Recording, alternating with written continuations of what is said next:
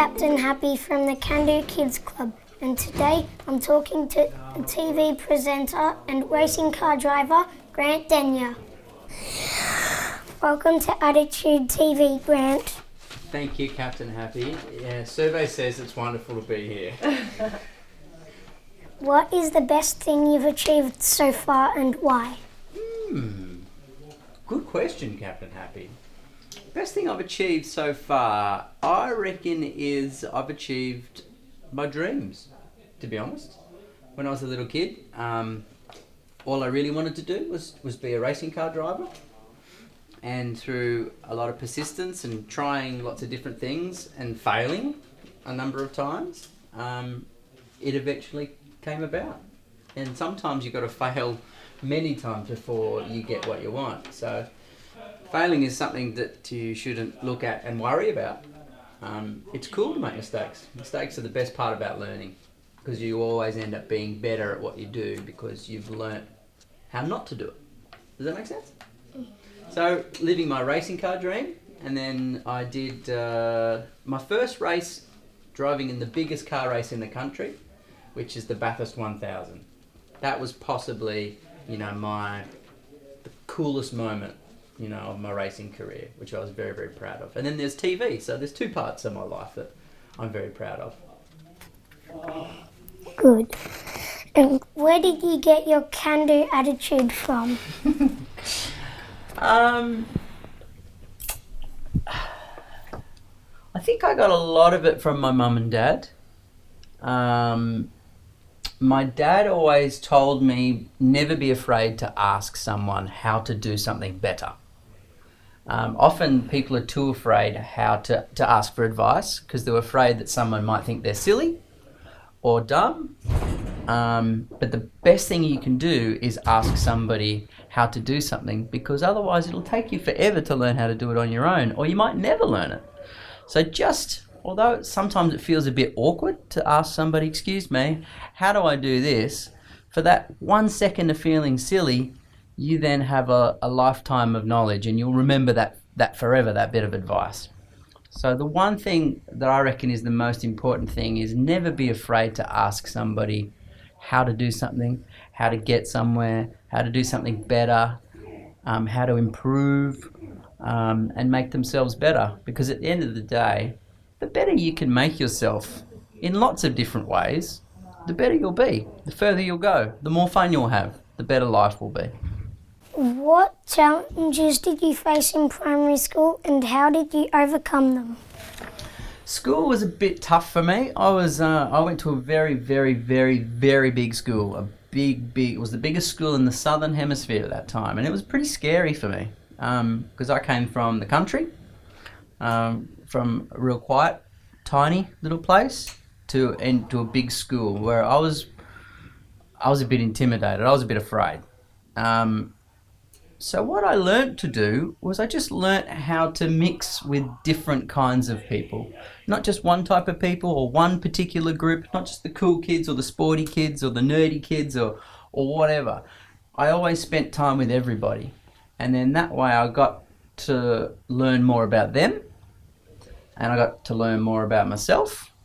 And then I just found it was a lot easier and school was a lot more enjoyable. So rather than sticking to the same people every single day, I spent different days and different weeks with different people, and you get to learn a lot. And sometimes people aren't exactly what you think they are. Sometimes they're someone who might be a bit scary or frightening or a bit mean, that's only on the surface. And then you get to know more about them, you get to understand them, and then they end up liking you and you like them, and you learn so much from doing that, because everybody's got something to offer, even what might look like the most unlikely person. You can always learn from somebody. Cool. What is your favourite page in A for Attitude and why? It's a good point. I was just flicking through it right now. And I think that there is a really important message in there, is you need to like yourself before you can like anybody else. You have to learn that making mistakes is okay. Not being perfect is totally fine and normal. And the more that you can be comfortable with yourself and who you are, the more that you'll like what you see. Not in just yourself, but in everybody else and everything around you, and you'll be a lot happier in life. So I think happiness starts with yourself. You know, a lot of people teach you that you shouldn't like yourself, or that there's not much about you that you might not like. Like, I'm small, right? I'm tiny. I'm only a little guy. But you know what? I used to be a bit embarrassed about being a small guy. But then when I became comfortable with that, I became much happier in life. And I think that that's important.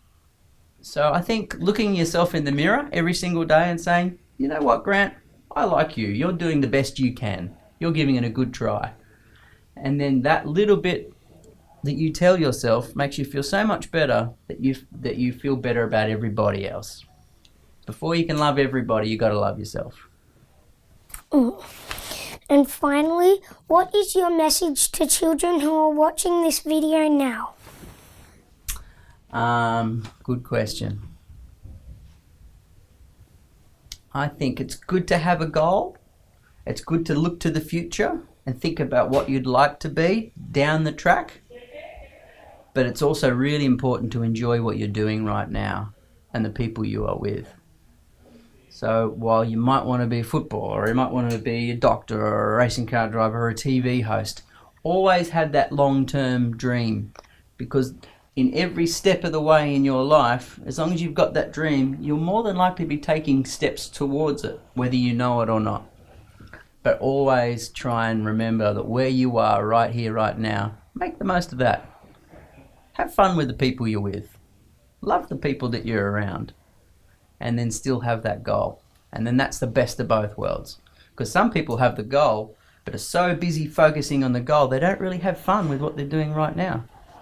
You know, to them, unless they've succeeded in that goal, they're not happy. But that's not a very good way to live. Sometimes it's the journey on the way to that goal that's the best part about all of it. And before we go, I'd just like to say congratulations on winning your Logie. Look. It's right there. Do you want to hold it? Have a feel of it. It's heavy. It is heavy, isn't it? It's pretty cool. That was a very exciting moment for me. See, my whole life, I've worked in television now for a long, long time, since I was 16 years of age. First, I was carrying tripods and washing news cars. That's how I got started. And working for free in my school holidays for experience. And then all those little things that I did along the way kind of all led to a moment where I finally won a TV award. So while it didn't feel like I'd ever win one of these while I was washing a news car or carrying a tripod, all those little bits of extra hard work where you say, I'll do that. Yeah, of course I'll do that. Can I help you? How about I come in here and work for free? Would you mind if you showed me how I could do this? Can I have some help? All those little things that I asked for along the way all accumulate, and you end up, hopefully, living your dream. And then you get to hold things like that. So hard work does pay off. Being nice pays off. Asking for help pays off. They're all good things. And being thankful also for what you got. Nice to meet you. Nice to meet you too. That was a lot of fun.